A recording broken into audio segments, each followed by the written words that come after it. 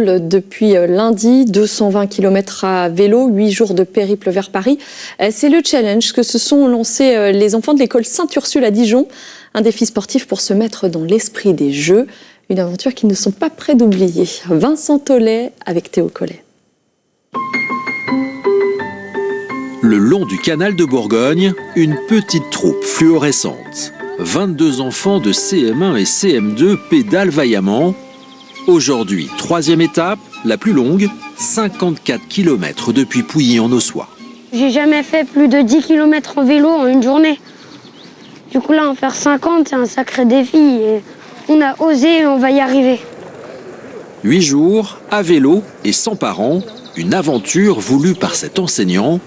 Une application très concrète de la devise olympique, plus vite, plus haut, plus fort. 2024, c'est l'année des Jeux Olympiques. Je pense qu'on va vivre qu'une fois dans notre vie, de vivre sur notre territoire.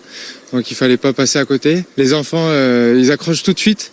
Et c'est vrai que ça crée l'esprit de groupe. Et il y en a besoin pour avancer. Et aujourd'hui, on en a beaucoup besoin dans notre société. Donc ça fait du bien. 12h30, pause déjeuner et bilan de la matinée. Il y avait assez de montées, mais il y avait aussi beaucoup de descentes. Du coup, c'était bien. À un moment, Vendry et Benjamin étaient trop près l'un de l'autre et ils ont failli tomber dans le canal. Je vais vous parler du canal tout de suite. Ici, il y a beaucoup d'écluses. Du fait de la pluie, ce camping à la ferme offre un accueil improvisé. C'est sympa quand même d'accueillir des enfants. C'est une belle surprise, qui reviennent quand ils veulent.